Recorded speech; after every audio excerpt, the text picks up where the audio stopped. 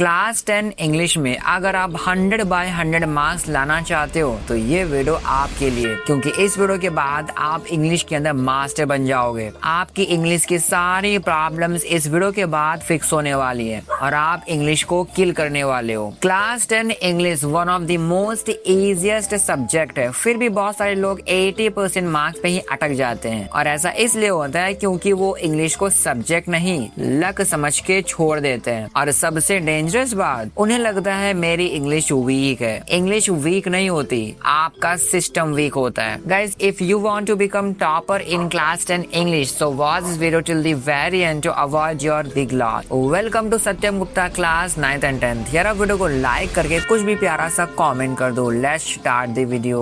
मैं दोस्त, मैं आपका भाई हूँ, इसलिए मुझे पता है कि आपका पेन क्या है, आपकी प्रॉब्लम क्या है। आपको पैसे समझ में आता है, पूरा पैराग्राफ दिमाग में आ जाता है, लेकिन आंसर गलत हो जाते हैं, राइटिंग में मार्क्स कट हो जाते हैं, ग्रामर में सिली मिस्टेक हो जाती हैं और यही सारी प्रॉब्लम्स बहुत सारे स्टूडेंट्स के पास होती हैं। यार इन सब के चक्कर में बहुत सारे स्टूडेंट्स ये सोच लेते हैं कि इंग्लिश तो तभी बन पाएगी जब फ्लुएंसी आएगी, जब इंग्लिश बोलना आप सीख जाओगे तभी आप इंग्लिश में अच्छा कर सकते हो, लेकिन ऐसा बिल्कुल भी नहीं है। यार बोर्ड एग्जाम वाली इंग्लिश बहुत ही ईजी होती है, आपको बस स्ट्रेटेजी पकड़नी है, प्रैक्टिस करना और प्रेजेंटेशन करना। सेम स्टूडेंट है, सेम इंग्लिश लेवल है, लेकिन एक के 72 मार्क्स आते हैं और दूसरे के 94 मार्क्स। डिफरेंस क्या है? डिफरेंस है अप्रोच के अंदर। यार इंग्लिश बोलना और इंग्लिश में मार्क्स लाना दो अलग अलग गेम्स हैं। यार एक ऐसा रोड मैप देने वाला हूँ जिसके अंदर बस 5 स्टेप्स हैं और इसे फॉलो करने के बाद आपका ग्रामर कंट्रोल हो जाएगा, राइटिंग स्ट्रांग हो जाएगी, लिटरेचर इजी हो जाएगी और 95% प्लस पॉसिबल बन जाएंगे। तो भैया स्टेप नंबर 1 है रीडिंग सेक्शन मास्टरी, और इस पार्ट को बहुत सारे लोग इग्नोर करते हैं और भाई सबसे ज्यादा मार्क्स यहीं से मिलते हैं। कॉमन मिस्टेक ये होती है कि पैसेज पूरा पढ़ते हो फिर क्वेश्चन अटेम्प्ट करते हो, इससे टाइम वेस्ट हो जाता है और कंफ्यूजन भी हो जाता है। तो भैया आप ही हमें कोई स्मार्ट तरीका बता दीजिए। यार आपको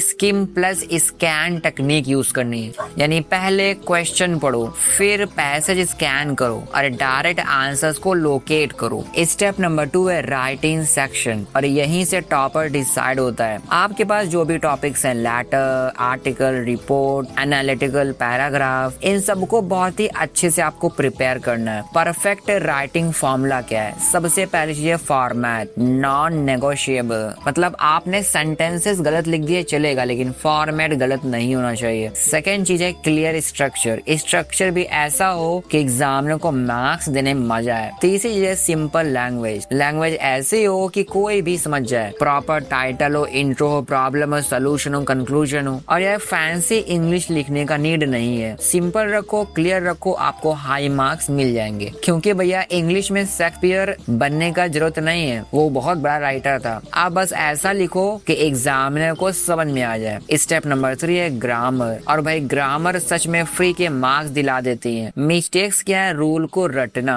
करेक्ट तरीका क्या है? यार प्रैक्टिस प्लस एप्लीकेशन। आपके फोकस एरियाज हैं टेंसेस, मॉडल्स, प्रीपोजिशंस, एडिटिंग और जो भी है। और भैया ट्राई करो वीकली 10 क्वेश्चंस ग्रामर में होने ही चाहिए। ग्रामर पढ़ने से नहीं, ग्रामर करने से आती है, इसलिए करना शुरू करो। रोज न कर पाओ तो कम से कम वीकली करो। यार स्टेप नंबर 4 है लिटरेचर, और भाई सबसे बड़ी रियलिटी बताऊं, यहाँ पर स्टूडेंट्स रट्टा मार के फेल हो जाते हैं। रॉन्ग तरीका क्या है भाई? समरी याद करो, बहुत ही गलत तरीका। करेक्ट तरीका क्या है? यार स्टोरी समझो, थीम पकड़ो। इंग्लिश में जितने भी चैप्टर्स है उनका मैसेज क्या है, जितने भी राइटर्स है उनका कहने का मतलब क्या है, सब कुछ आपको पता होना चाहिए। यार हर चैप्टर के लिए आपको थीम पता होनी चाहिए, कैरेक्टर पता होना चाहिए, इंपॉर्टेंट लाइंस पता होनी चाहिए, क्योंकि भाई लिटरेचर रट्टा नहीं अंडरस्टैंडिंग का सब्जेक्ट है। स्टेप नंबर 5 है आंसर राइटिंग प्लस प्रेजेंटेशन, और मार्क्स यहीं से डिसाइड होते हैं। एक परफेक्ट आंसर के अंदर शॉर्ट इंट्रो होगा, टू द पॉइंट आंसर होगा, कुछ भी फर्जी की चीजें नहीं होंगी, और उसके बाद प्रॉपर कीवर्ड्स भी होंगे। आपको क्लीन हैंडराइटिंग रखनी है, कोई कटपट नहीं करना, कट करना भी है तो बहुत ही छोटा सा करना है, प्रॉपर स्पेसिंग भी होनी चाहिए। सेम आंसर एक को 2 मार्क्स, एक को 4 मार्क्स, डिफरेंस है सिर्फ प्रेजेंटेशन का। अब आपको बताता हूँ मेमोरी प्लस रिवीजन सिस्टम। यार आपको 3 फेज में रिवीजन करना है। डे 1 में स्टडी करना है, डे 3 में रिवाइज करना है, डे 7 में रिकॉल करना है। और भाई एक्टिव रिकॉल यहाँ पर बहुत ही ज्यादा इंपॉर्टेंट चीज है। आपको अपनी बुक बंद कर लेनी लेनी है और खुद इससे लिखना स्टार्ट कर देना है। रिवीजन मतलब दोबारा पढ़ना नहीं होता है, ब्रेन को चैलेंज देना होता है। अगर टाइम मैनेजमेंट की बात करें तो यार डेली 30 से 40 मिनट आपको पढ़ना ही चाहिए और ऑल्टरनेट डेज में आपको राइटिंग करनी है, ग्रामर करनी है और आपको आज और अभी से टॉपर माइंडसेट बनाना होगा। वो डेली प्रैक्टिस करते हैं, राइटिंग इंप्रूव करते हैं और मिस्टेक को ट्रैक करते हैं, क्योंकि भैया इंग्लिश में टॉपर वो नहीं जो फ्लुएंट बोलता है, बल्कि वो है जो स्मार्ट लिखता है।